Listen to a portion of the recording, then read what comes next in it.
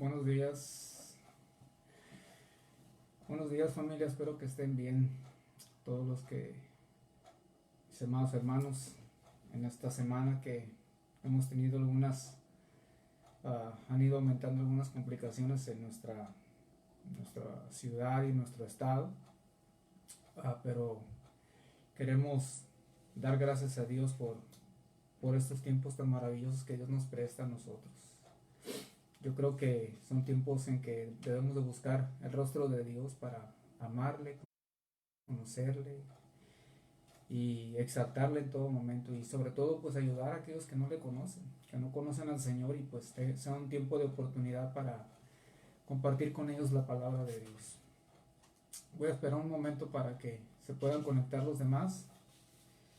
Sin embargo, quisiera comentarles a modo de información. Sé que las iglesias están orando por todo el mundo. Sé que cristianos están buscando el rostro de Dios para manejar esta situación. Sin embargo, quiero señalar que hay una cuestión que están organizando a nivel mundial, una cadena de oración. Es una cadena de oración que va a empezar el día 8 de abril y lo van a cerrar el 11 de abril, o sea, de lo que es la Semana Santa. Van a estar orando, creo que las 24 horas a nivel mundial. Iglesias, pastores de todo el mundo van a estar unidos para poder orar. Así que luego les paso la información quién es el que está organizando esto. Pero bueno, vamos a iniciar. Quisiera iniciar orando la palabra para ver lo que quiere Dios hablarnos en nuestros corazones. Señor Jesús, te doy gracias en esta mañana por tu fidelidad, por tu amor, por el cuidado que tú tienes con cada uno de nosotros, con cada una de nuestras familias, Señor. Gracias porque tú nos guardas, nos proteges en el hueco de tus manos, Señor. Tú eres el Señor soberano que está por encima de todo, Señor, de toda circunstancia, toda situación. No hay nada, Señor, que se realice sin tu permiso, Señor. Y no te pedimos, mi Señor, que detengas esta situación. Te pedimos que tú cumplas el propósito para el cual, Señor, estás permitiendo este sufrimiento y este dolor, Señor. Padre, te pedimos para que las personas que no te conocen te puedan conocer, las personas que te conocen te puedan conocer aún más, Señor, te puedan amar. Te pedimos para que tú fortalezcas a cada uno de mis hermanos, Señor, sus familias, los guardes, cada congregación, cada iglesia, Señor, que están ahorita reunidos en casas, en hogares, Señor, transmitiendo a mis hermanos. Bendice también a los pastores, Señor. Dale sabiduría y fortaleza en medio de esta situación, Señor. Y sobre todo que sea tu nombre, Señor, exaltado. En el nombre de Jesucristo, Señor. Amén. Bueno, pues la semana pasada estuvimos viendo los versículos 18 al 20 de del primer capítulo de Romanos. Y vimos en nuestra Biblia, vimos cómo hay un despliegue de la revelación de la ira de Dios. Y ahora, si no entendemos nosotros lo que es la cuestión de la revelación de la ira de Dios, pues el Evangelio no nos va a conmover, ni nos va a impactar, ni siquiera nos va a fortalecer. ¿Por qué? Porque cuando nosotros no vemos la realidad de nuestro pecado, entonces no vamos a ver lo grandioso que fue la salvación de nuestro Señor Jesús. Y no se trata solamente de que estemos hablando solamente de la ira de Dios, o que Pablo esté hablando de la ira de Dios, como muchas veces en el pasado se utilizó la doctrina del terror para poder que la gente se acercara a Jesucristo. La gente iba más bien a Cristo por miedo, más que ir por amor por lo que había hecho en la cruz. Entonces nosotros tenemos que tener un equilibrio de hablar tanto de la revelación de la ira de Dios, pero también de la revelación de la gracia de Dios. Y ya lo vimos anteriormente en los versos 16 y 17, cómo el Señor desplegó o reveló el Evangelio, la salvación, y luego viene que estas personas, que al no querer, Dios revela su ira hacia estas personas. Entonces también vimos la revelación de la creación, donde el apóstol Pablo habla de que la gente, a pesar de ver todas las maravillas y todos los acontecimientos en el mundo, no agradece a Dios, ni siquiera lo reconoce como el creador. Está, las personas están asombradas por la creación en un sentido, pero no están asombradas por el creador. Y esa es una cuestión que nos ha tocado muchas veces experimentar. En el caso mío, tuve la oportunidad de estar en febrero en la Ciudad de México, y yo nunca había visitado la Ciudad de México, pero al estar ahí, estuvimos en el área del Zócalo y los edificios antiguos y toda la maravilla arquitectónica que hay ahí. Sin embargo, lo que me daba cuenta era que la gente que ya era de ahí, de ese lugar, no estaban maravillados por esa arquitectura. Lo miraban como algo común, como algo de diario, y no estaba asombrada. Y eso es lo que sucede muchas veces con Dios. Lo que pasa es que Dios de alguna manera muestra su poder y su gracia a través de la creación, pero que va apuntando hacia el verdadero creador. La creación en sí misma no es Dios, sino que es un destello de la gracia y la bondad de nuestro Dios. Eso debería de llevar al ser humano a decir, wow, realmente hay alguien detrás de, de esta creación. Por eso Pablo cierra en el versículo 21, en el versículo 20, perdón, que ellos, al ver todo esto, al tener esa revelación de la creación, ellos no tienen excusa. Con eso terminamos la semana pasada. Sin embargo, hoy queremos ver los versículos 21 al 32. Sé que están un poquito, son algunos versículos. Sin embargo, Pablo quiere trazar algunas cosas aquí, y está trazando porque el hombre, o sea, está diciendo, el hombre realmente habiendo conocido a Dios, no le glorificaron, dice el verso 21, como a Dios, ni le dieron gracias, sino que se envanecieron en sus razonamientos y su necio corazón fue entenebrecido. O sea, de alguna manera el ser humano tiene un conocimiento de Dios, pero el hombre realmente lo está rechazando. Como mencionamos en el Salmo, dice el necio en su corazón, no hay Dios. Pero en la traducción es fuera Dios. Sí lo conoce, pero él dentro de su corazón dice, no lo quiero, no lo acepto y lo estoy rechazando. Entonces, esto es parte de lo que Pablo está transmitiendo aquí, y dice que no le glorificaron. Ahora la palabra glorificar es dar el honor debido. Glorificar es exaltarle, reconocerle como supremamente digno de todo honor, reconocer sus atributos divinos. Decía el pastor John MacArthur que adorar a Dios es recitar sus atributos. Yo creo que cada cristiano debe de conocer al menos algunos atributos de Dios: su bondad, su fidelidad, su justicia, su soberanía, el Dios que es amor. O sea, todas esas cualidades de Dios o el carácter de Dios son reveladas en la palabra de Dios para que nosotros podamos adorarle. No estamos adorando, cuando nos acercamos a Él, le estamos adorando a Él, no estamos adorando, qué bueno, porque me das de comer, o porque tienes a mis hijos con salud. Lo adoramos por quien es Él.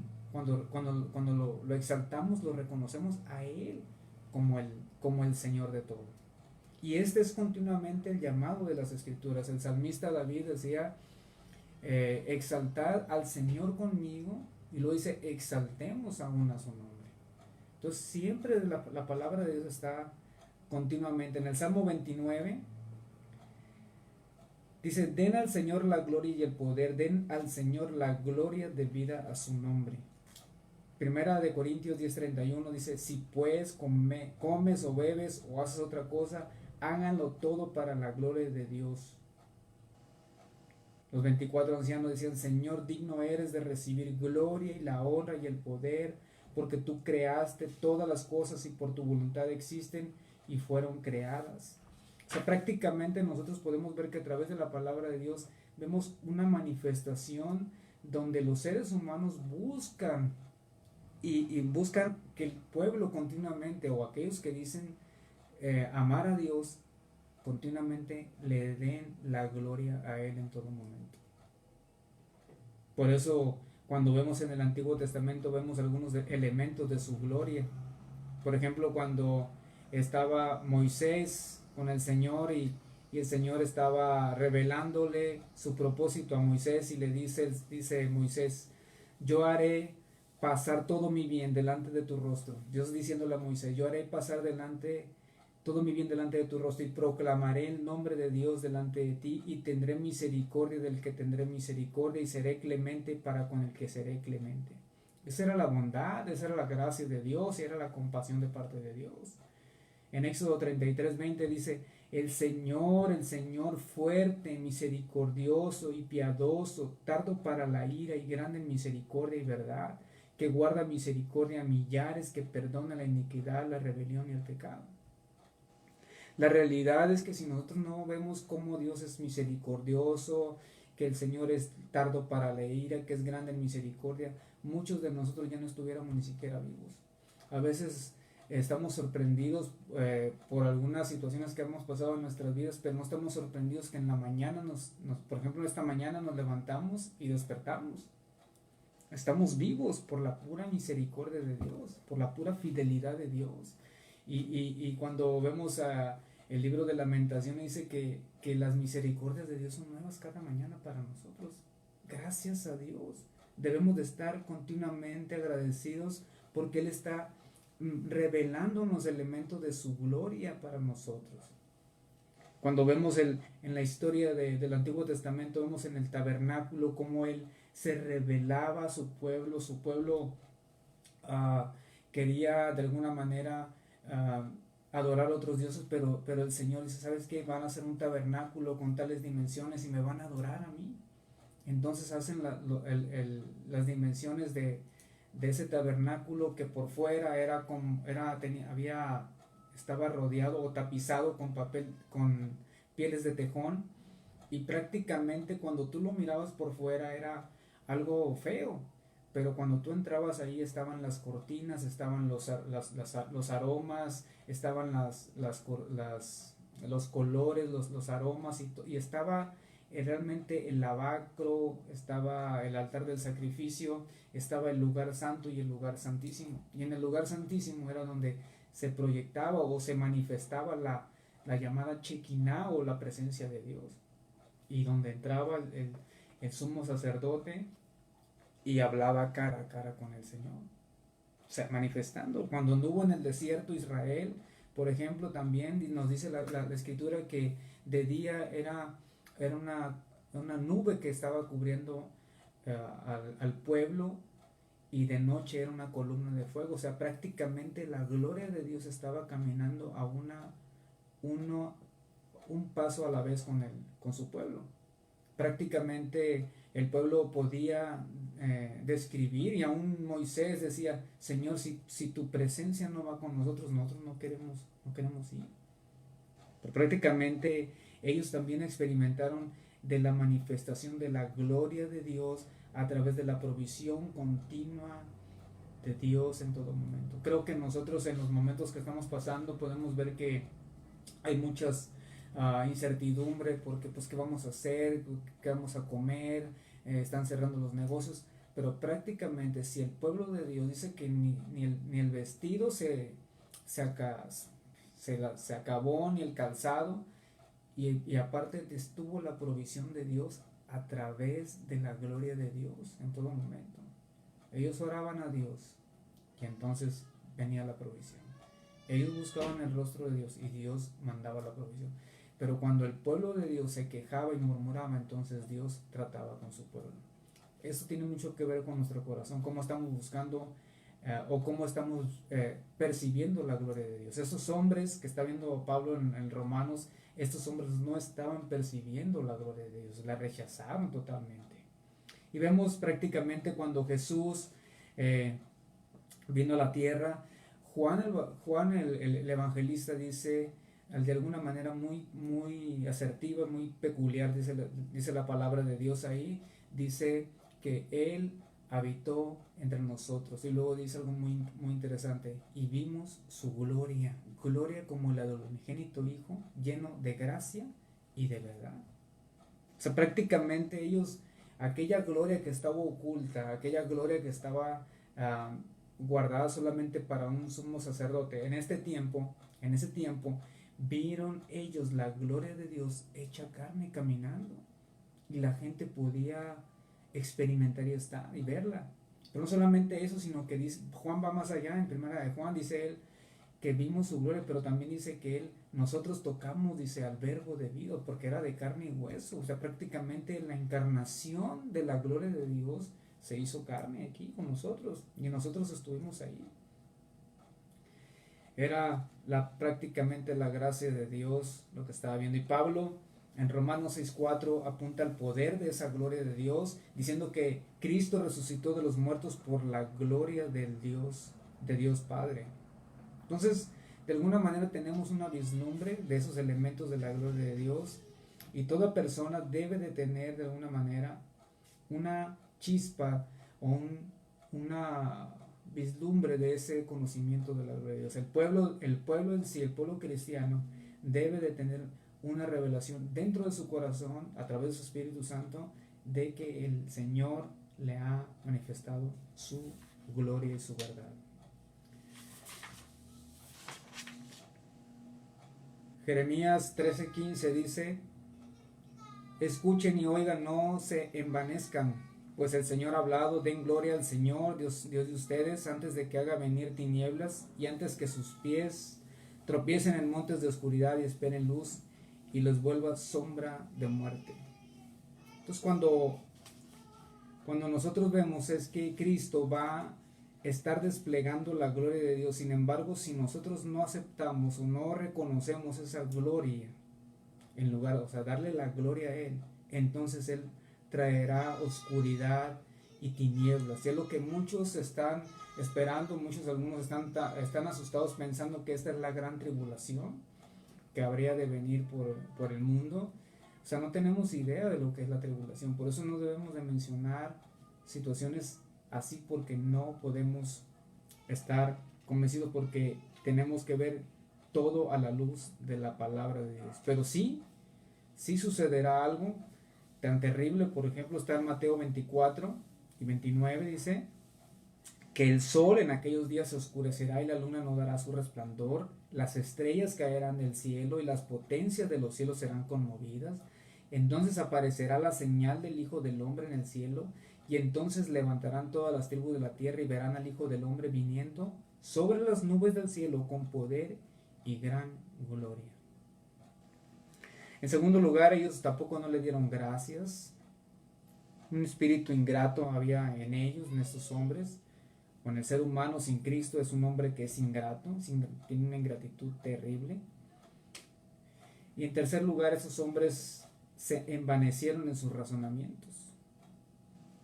Por eso dice Pablo que estos hombres, al envanecer sus razonamientos, su necio corazón fue entenebrecido. Verso 22 dice: profesando ser sabios se hicieron necios.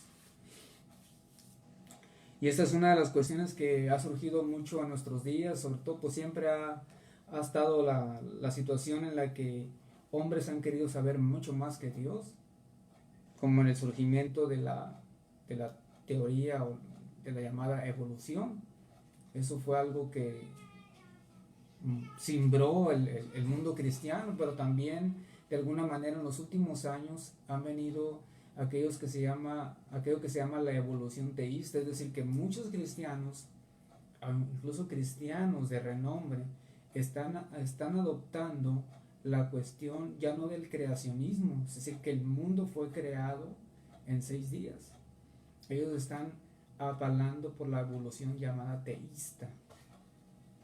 Pero pues eso sería tema de otra ocasión. La cuestión aquí con esto es que ellos están solamente especulando en sus propios razonamientos, en su propio entendimiento, en su propia mente, sin descansar en la revelación de Dios. Nosotros tenemos la palabra de Dios, la Biblia, y creemos que la Biblia es la palabra de Dios, que es suficiente para nosotros. Si lo que dijo está ahí, Eso es para nosotros, no podemos indagar, no podemos especular, podemos recibirlo simplemente como tal para nosotros. Esto es que lo que quedó registrado ahí fue lo que el Espíritu Santo permitió para que nosotros pudiéramos saber. Que si, que si los dinosaurios, que si había personas antes de Adán y cosas de esa. Hay una serie de libros que han surgido por esa cuestión, pero todo es parte mucho de la literatura mesopotámica y por cuestiones que son de estudios, pero no de la revelación de la palabra de Dios. Todo, lógicamente, toda investigación es buena, pero la investigación, si no descansa en la palabra de Dios, incluso la científica, si no descansa en la palabra de Dios, pues no nos va a ayudar de mucho, ¿no? Entonces, necesitamos ver eso, que estos hombres cayeron profesando ser sabios, se hicieron necios. Martin Lloyd-Jones dijo que el origen de toda corriente hacia el modernismo que ha asolado a la Iglesia de Dios y en realidad ha destruido su evangelio vivo puede hallarse ahora cuando los hombres empezaron a pasar de la revelación a la filosofía. Yo creo que él estaba consciente de lo que estaba sucediendo y él estaba pensando en que muchos habían dejado la Biblia como la palabra de Dios y empezaron a seguir sus propios pensamientos. Pablo lo entendió, lo vivió de alguna manera cuando escribió la primera carta a los Corintios, y recordemos un poquito que Corinto era una ciudad de muchas personas intelectuales con mucha sabiduría, un entendimiento muy profundo por la tendencia o la escuela griega, y ellos buscaban de alguna manera personas que fueran intelectualmente superiores. Pero Pablo dice cuando escribe la carta, dice que él no se propuso saber otra cosa sino a Cristo y a este crucificado. Él solamente lo que quería era transmitir la palabra de la cruz, que para ustedes es locura. Y luego dice Pablo, Dios ha enloquecido la sabiduría del mundo y lo insensato de Dios es más sabio que los hombres. O sea, prácticamente la sabiduría descansaba en la persona del Señor y estas personas no estaban buscándole. Prácticamente la iglesia de Corinto era un llamado, o Pablo estaba haciendo un llamado a la iglesia de Corinto en que descansaran en la sabiduría de Dios. Estos hombres no quisieron descansar, profesando ser sabios. ¿Y cuánta gente hay profesando ser sabios? Sabio, según la Biblia, es aquella persona que ve las cosas desde el punto de vista de Dios. ¿Y cómo vamos a ver las cosas desde el punto de vista de Dios? Solamente cuando vamos a la palabra de Él, a su palabra. Entonces quisiera en esta mañana ver al menos 5 cosas con ustedes en estos versículos que vamos a leer.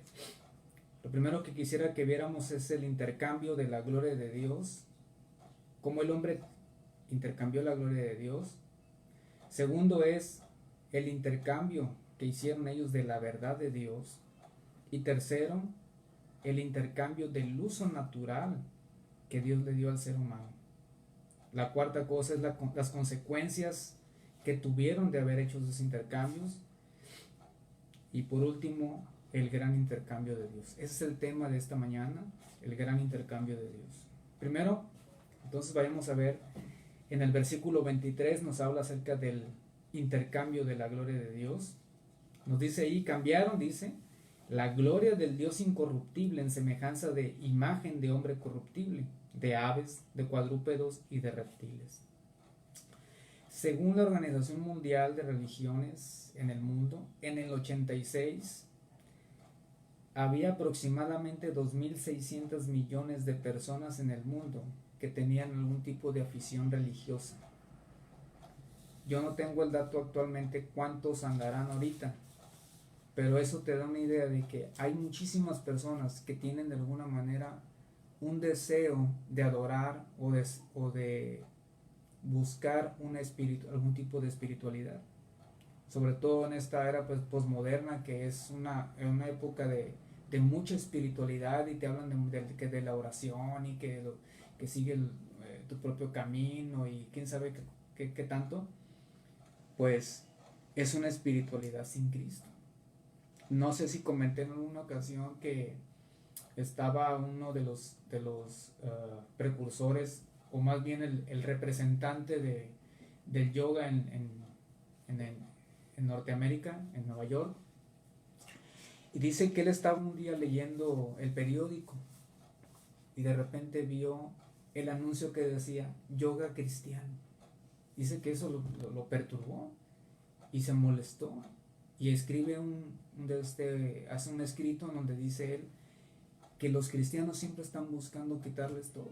Aparte, dice, ahora quieren llamarle al yoga cristiano cuando es algo que nos pertenece a nosotros. Entonces, qué vergüenza, qué vergüenza. Pero la realidad es esa también. Entonces hay mucha espiritualidad, pero espiritualidad sin Cristo. La verdadera espiritualidad es aquella persona que se arrepiente y tiene una relación con el Señor. Los hindúes tienen al menos, se nos dice que al menos unos 330 millones de dioses. Imagínate. El catolicismo en México no sé, pero creo que para cada, para cada situación tienen un santo. Porque el ser humano está de alguna manera buscando adorar a algo. Entonces la religión humana, por todas las variedades, ya sea sencillo o muy sofisticado, está totalmente descendiendo de adorar a Dios, está adorando hacia uno mismo, hacia los ídolos. Uno de los primeros casos de la idolatría que se menciona en las escrituras es el caso de Abraham, que Abraham estaba viviendo en Ur y Dios le dijo, ¿sabes qué? Deja tu tierra y tu parentela a la tierra que yo te mostraré. Esa idolatría que estaba ahí y luego se vio en Egipto porque los egipcios servían a sus propios dioses, porque la historia bíblica nos dice que Abraham, luego salió Isaac, de Isaac Jacob, de Jacob salieron sus hijos, y esos hijos, sus 12 hijos, se fueron en familia, 70 personas bajaron a Egipto a vivir por medio de la palabra de Dios. Y estando en Egipto, ellos se contaminaron con los dioses de ahí. Y esa contaminación vino a ser tan terrible porque eso no se lo pudieron quitar, a pesar de que Dios estaba demandando que solamente se le adorara a Él. Isaías dice algo muy impresionante en Isaías 44:9. Dice, los formadores de imágenes de talla, todos ellos son vanidad, y lo más precioso de ellos para nada es útil, y ellos mismos son testigos para su confusión de que los ídolos no ven ni entienden. ¿Quién formó un dios o quién fundió una imagen que para nada es de provecho? He aquí que todos los suyos serán avergonzados porque los artífices mismos son hombres. Todos ellos se juntarán, se presentarán, se asombrarán y serán avergonzados a una. El herrero toma la tenaza, trabaja en las ascuas, le da forma con los martillos y trabaja en ello con la fuerza de su brazo. Luego tiene hambre y le faltan las fuerzas, no bebe agua y se desmaya. El carpintero tiende la regla, lo señala con almagre y lo labra con cepillos, le da figura con el compás.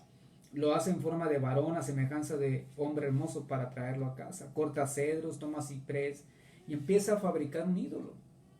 De tal manera que podemos ver cómo Dios, de alguna manera, sarcásticamente, está hablando de que el mismo hombre está fabricando ídolos en lugar de que supuestamente Dios, ese Dios, estuviera haciéndose por a sí mismo, pero es realmente el hombre el que lo está formando.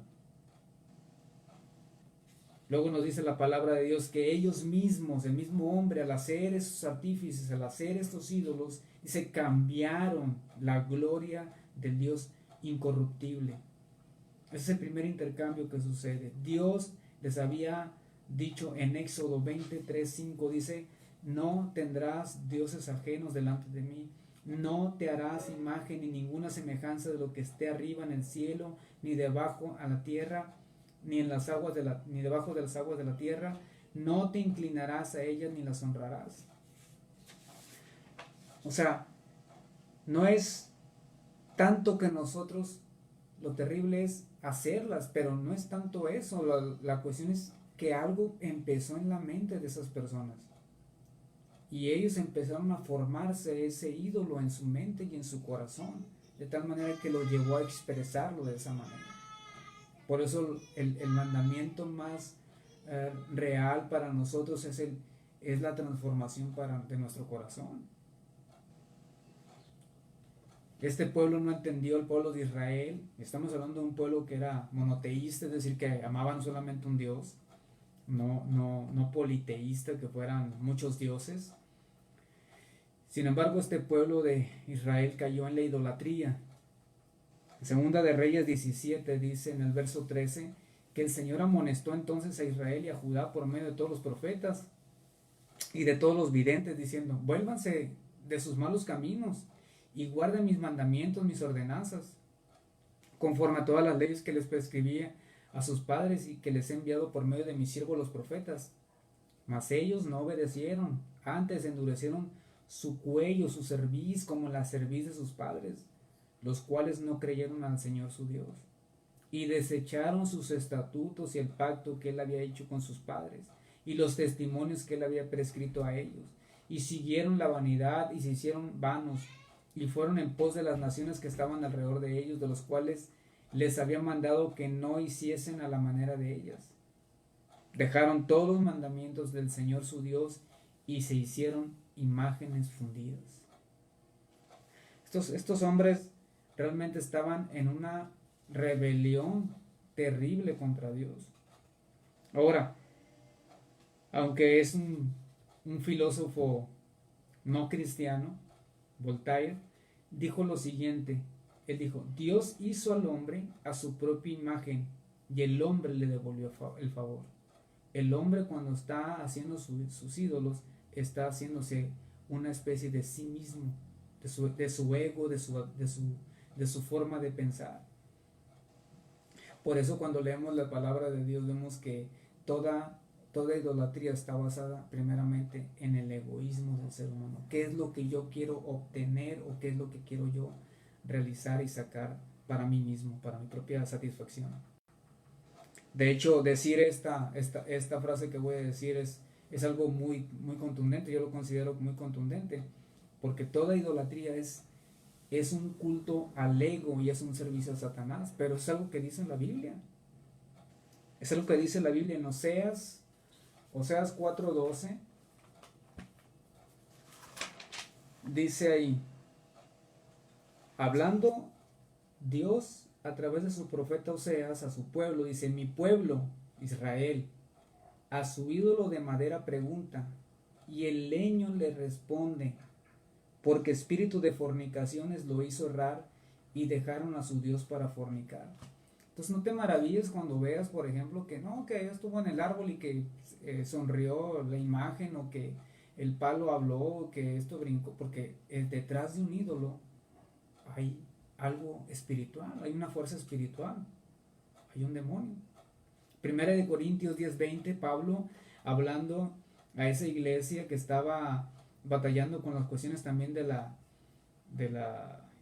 perversidad y del pecado, les dice lo siguiente, dice: lo que los gentiles sacrifican, a los demonios lo sacrifican, porque ellos estaban sacrificando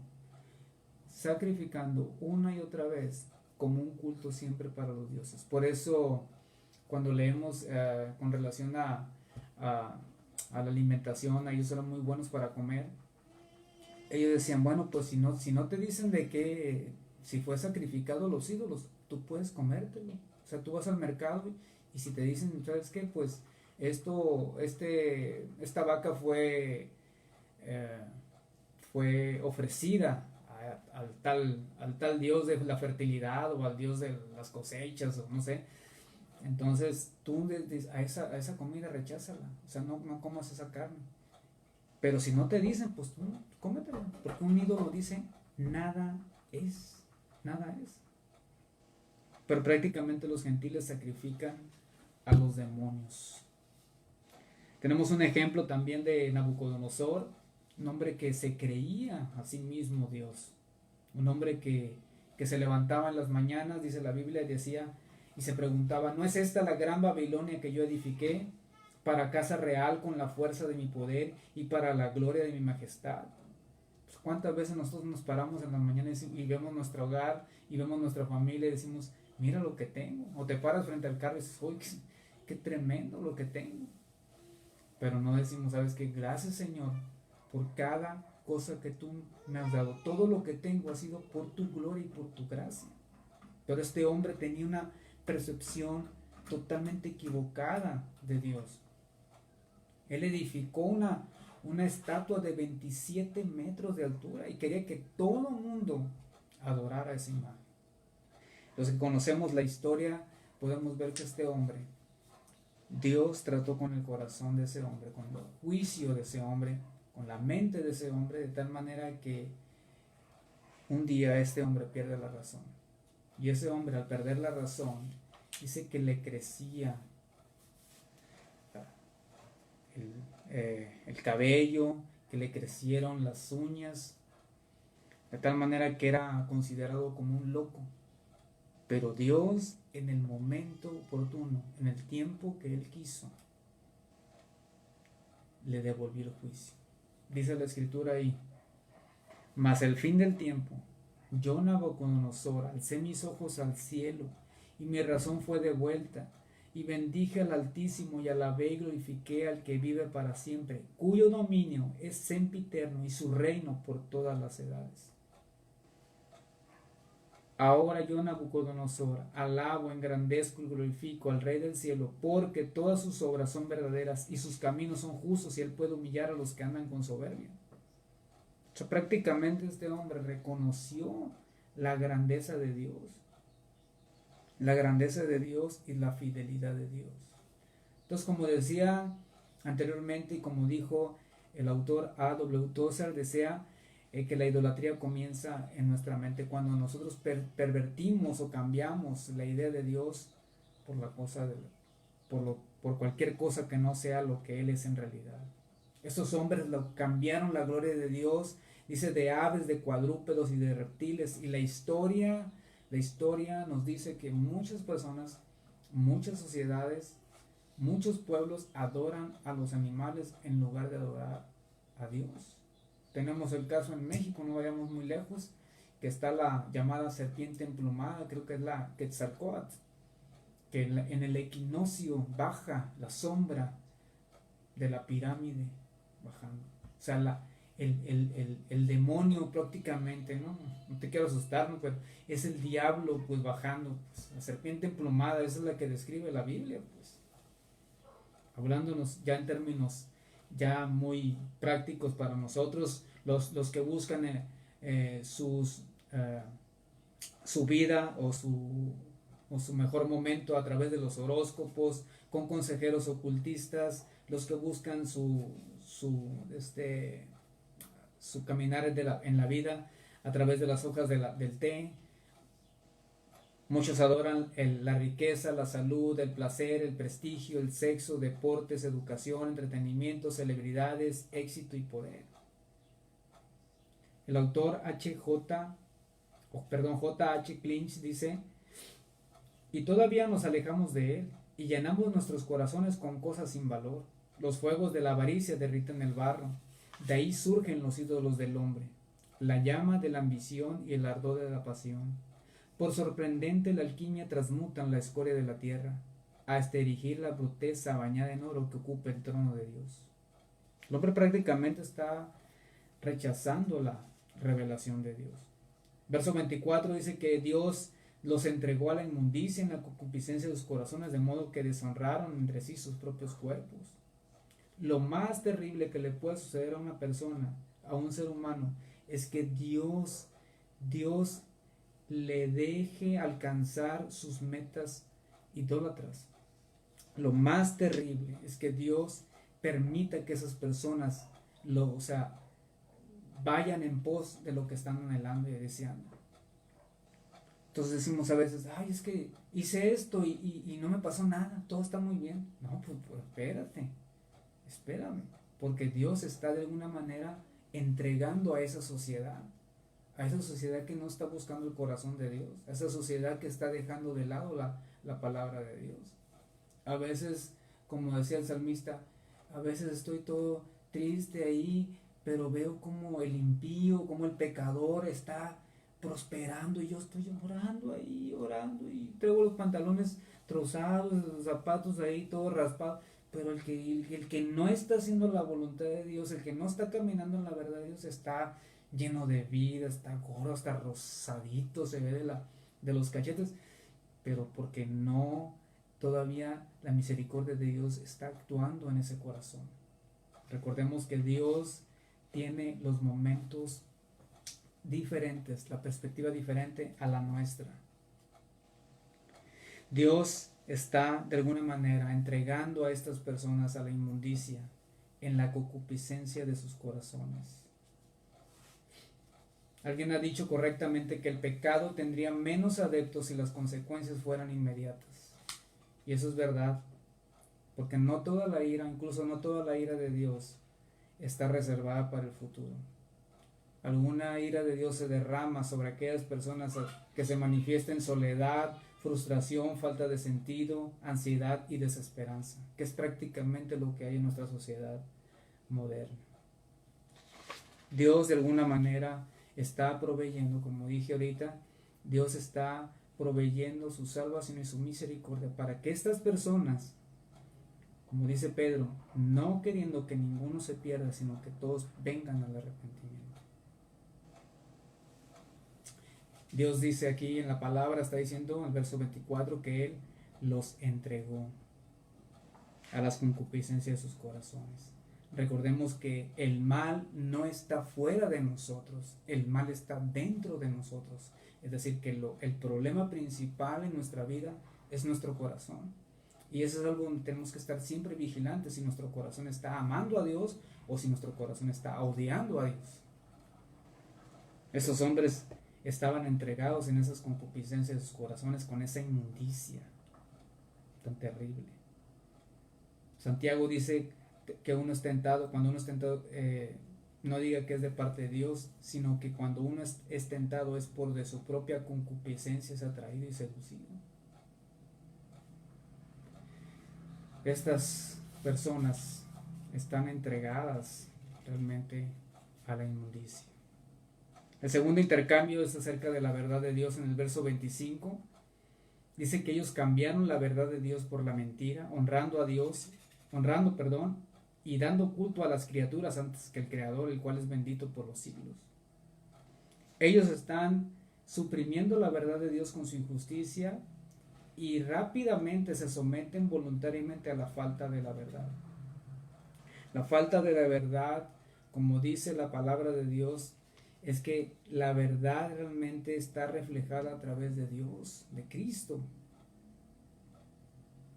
Jeremías 13:25 dice: te olvidaste de mí y confiaste en la mentira. Yo soy el camino, la verdad y la vida, o sea, la realidad para nosotros. La palabra verdad en el griego significa fiel al original. Cuando Jesús está diciendo, sabes que yo soy fiel al original. O sea, si tú quieres ver a Dios, tienes que verme a mí. El que me ha visto a mí ha visto al Padre. Pero esos hombres cambiaron la verdad de Dios por la mentira. Y abandonaron la verdad para convertirse en esclavos de la falsedad, rechazando a Dios, el Padre de verdad, y se vuelven vulnerables para amar al Padre de mentiras. Ahora, como que eso pudiera hacernos un poquito de ruido, ¿no? Porque prácticamente, como que voy a amar al Padre de mentiras. Si yo estoy muy bien, diría la gente, ¿no? Pero cuando estaban los judíos, sobre todo los religiosos, le dijeron a Jesús, le dijeron, nosotros no somos hijos nacidos en fornicación. Y Jesús les dijo, ustedes, ellos dijeron, porque tenemos a Abraham por padre. Jesús les dijo, si fueran hijos de Abraham, las obras de Abraham harían, pero ustedes son hijos del diablo. Imagínense, esa gente lo quiso apedrear por esa declaración. Pero Jesús estaba diciendo, todo aquel que no ama a Dios con todo su corazón, prácticamente se convierte en un hijo del diablo. Todo aquel que no ama la verdad de Dios, la palabra de Dios, está convirtiéndose en un hijo del padre de mentiras. Dice que dan esos hombres culto a las criaturas antes que el Creador, el cual es bendito. Ya lo he dicho yo, la gente está asombrada de la creación, pero no está asombrada del Creador. Y Pablo como que de alguna manera ante esta situación mete una especie como de aire, ¿no? Y dice aquí, el Creador, dice, antes que al Creador, el cual es bendito por los siglos de los siglos. Amén. Es un contraste totalmente de honra a Dios en lugar de deshonra. Estos hombres estaban deshonrando a Dios. Y Pablo está diciendo, Él es bendito por los siglos de los siglos. Amén. Es más, es impronunciable el nombre de Dios. El judío o el verdadero judío ortodoxo no pronunciaba el nombre de Dios. Usaba el tetragramatón, unas simples palabras ahí, o letras, pero no decía el nombre de Jehová o Yahvé como lo conocemos nosotros. Ellos decían Adonai. Pero Pablo tiene que decir, Él es bendito por los siglos de los siglos. El tercer intercambio que vemos es del uso natural, y vemos ahí también que lo que dice Pablo, el tercer, dice, por esto Dios los entregó a pasiones vergonzosas, pues aún sus mujeres cambiaron el uso natural por el que es contra naturaleza, y de igual modo también los hombres, dejando el uso natural de la mujer, se encendieron en sus lascivias unos con otros, cometiendo hechos vergonzosos hombres con hombres y recibiendo en sí mismos la retribución debida a su extravío. O sea, prácticamente está enfocado a estos versículos en una entrega total a la cuestión de la homosexualidad, porque el hombre abandonó prácticamente la naturaleza que se le había dado, el orden de la naturaleza, hombre con hombre, mujer con mujer. Era lo que estaban viviendo ellos. Pero la verdadera razón de Dios bíblicamente es hombre con mujer y mujer con hombre, no como se maneja hoy en día en nuestra sociedad, que mucho de lo que es la ideología de género está trazando de alguna manera que tú puedes tener relaciones con cualquier persona, incluso hasta con animales. Sin embargo, cuando vemos la palabra de Dios, vemos que varón y hembra los creó en el principio. Y por esta causa dejará el hombre a su padre y a su madre y se unirá a su mujer, y los dos vendrán a ser una sola carne. Estos hombres, como dice en el versículo 26, que Dios los entrega porque las mujeres cambiaron el uso natural al estar mujer con mujer, y el hombre también se encendió en sus lascivias al estar hombre con hombre. Eso no es la palabra, esa no es la palabra de Dios para nosotros, o sea, no es el mandato de Dios para nosotros, pues. Dios está muy interesado en la familia. Ahora, la palabra aquí que utiliza uso, cambiaron el uso natural, esto habla de las relaciones íntimas, no está hablando de relaciones interpersonales o conversacionales, está hablando de una relación totalmente íntima, sexual. Y esto lo podemos ver porque hay algunos en la historia de las escrituras. El caso más fuerte que podemos encontrar es con los habitantes de Sodoma en las escrituras, y vemos cómo esos hombres de Sodoma querían o vivían fuera de los límites de la voluntad de Dios. El nombre de Sodoma se convirtió en una palabra para aludir a una impiedad inmoral de grandes proporciones, y siempre la palabra sodomía ha sido un sinónimo para la homosexualidad y para el desvío sexual. Pero lo triste de esto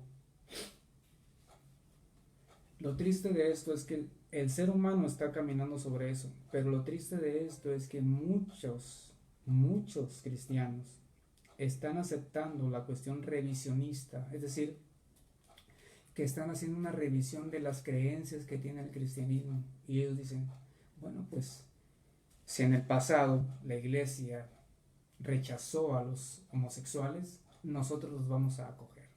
La iglesia no rechaza al homosexual, Dios no rechaza al homosexual. Lo que rechaza es la práctica homosexual.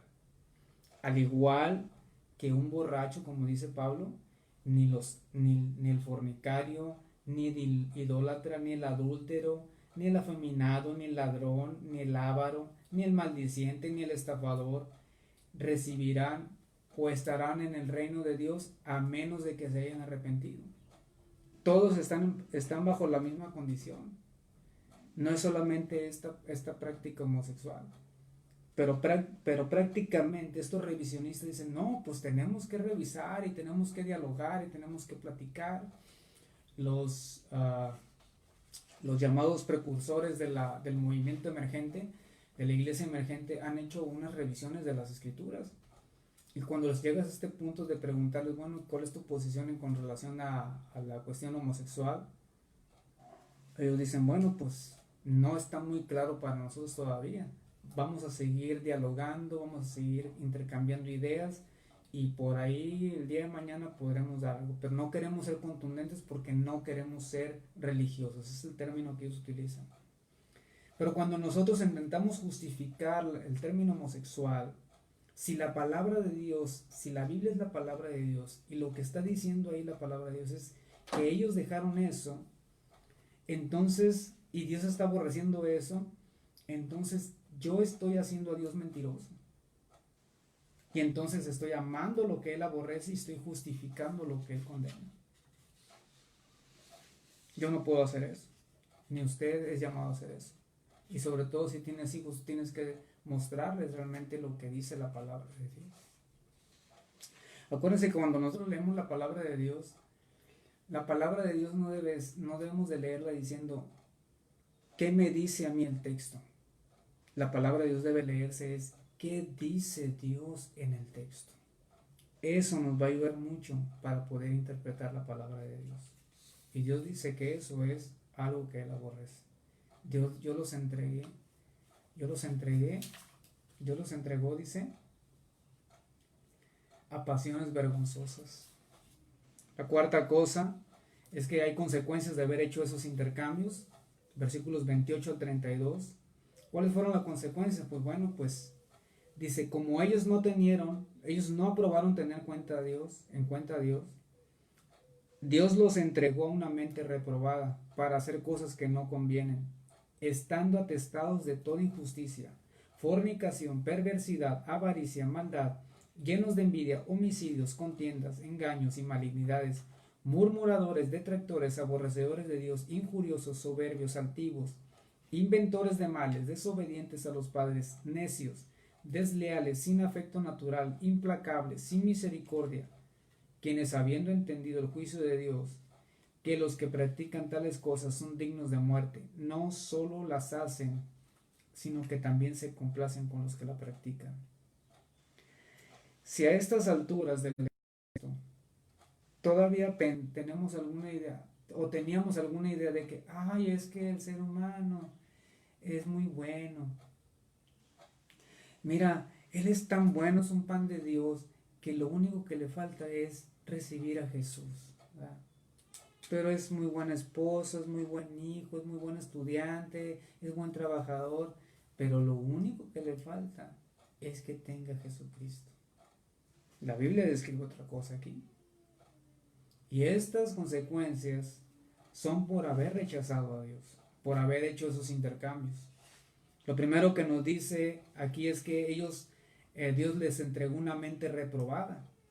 Esta palabra reprobada es algo que no resiste la prueba. Se refería más bien a cuando los metales, los refinadores los utilizaban y a causa de las impurezas que tenían esos metales, los rechazaban. Los consideraban como falta de valor y de utilidad. Y sobre todo cuando estamos hablando de Dios, de la palabra de Dios, la mente que le rechaza se convierte en una mente rechazada o reprobada. Y por lo tanto se convierte inservible y sin valor.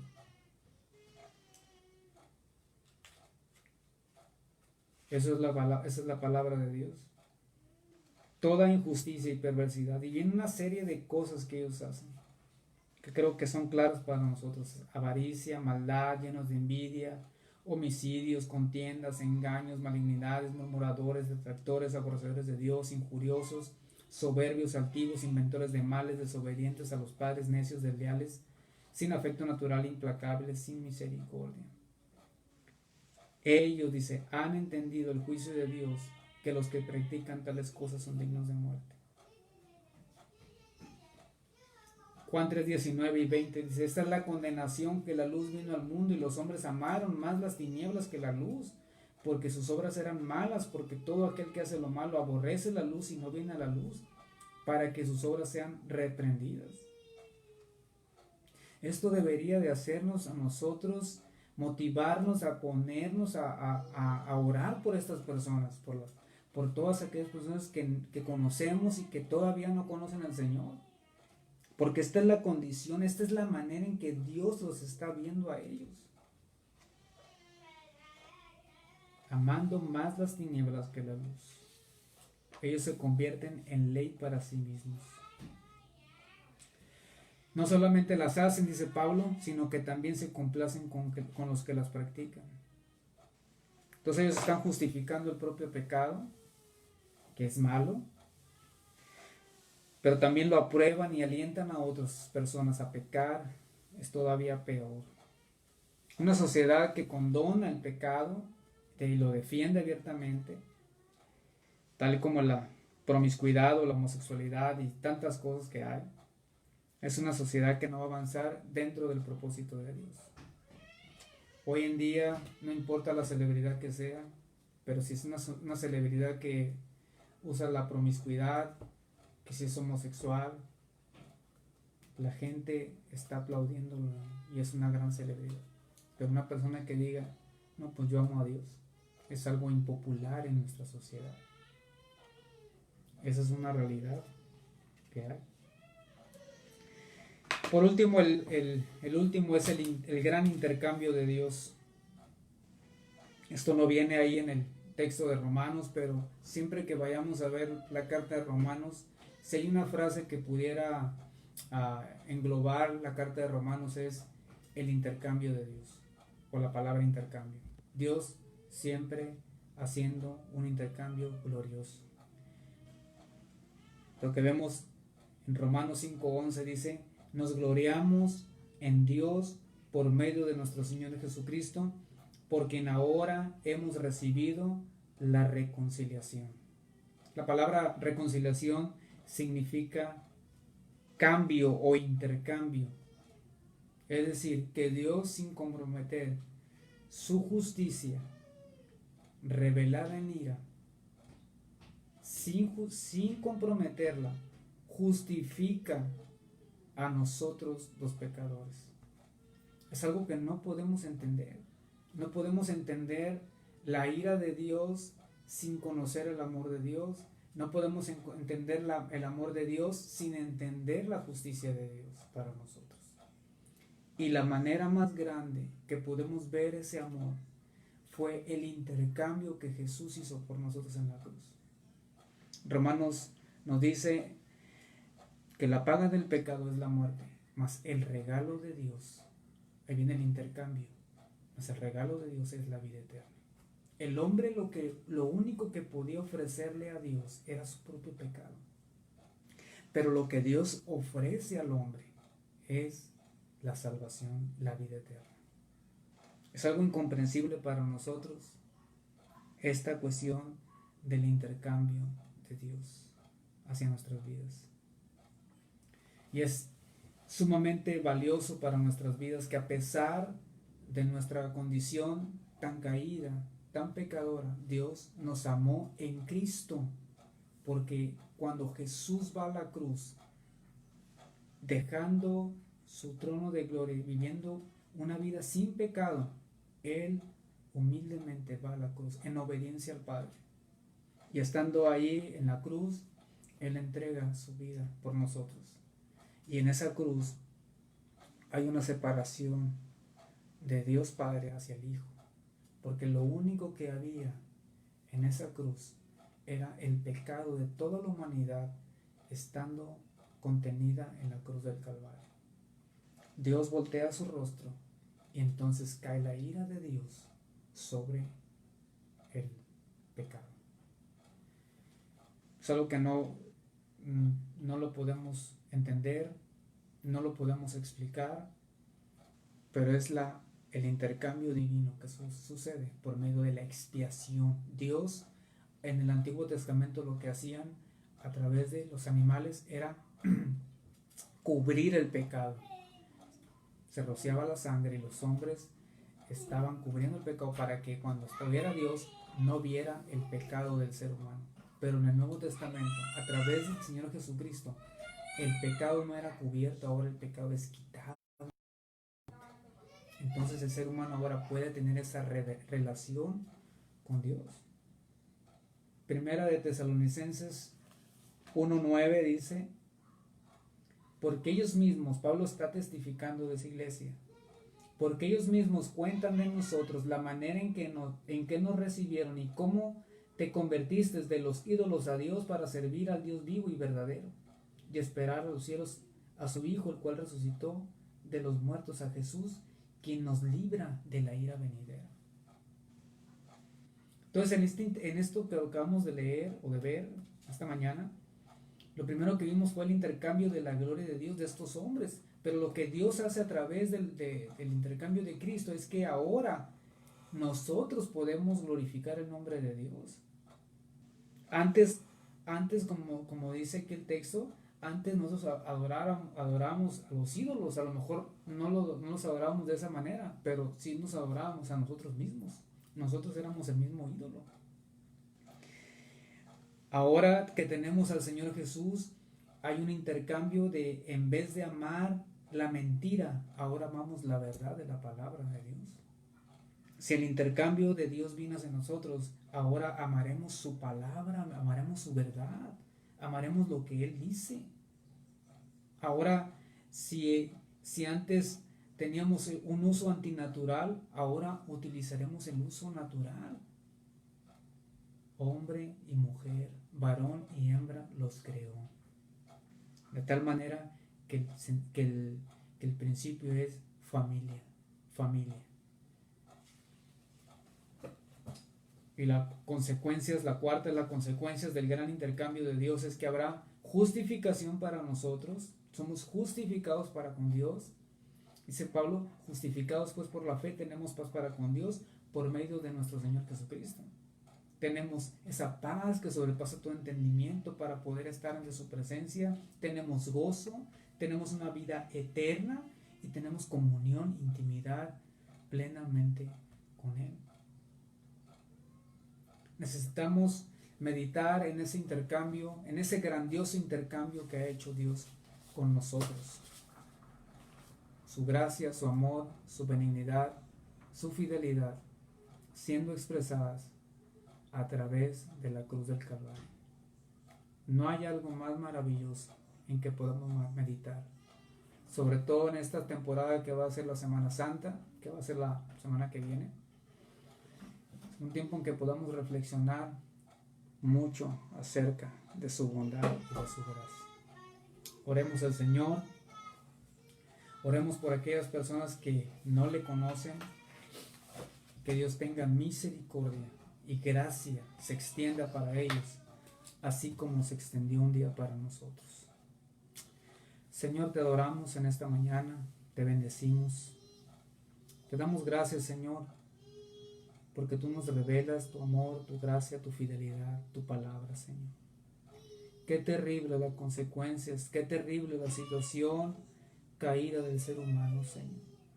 Todo porque no está buscando, Señor, tu corazón.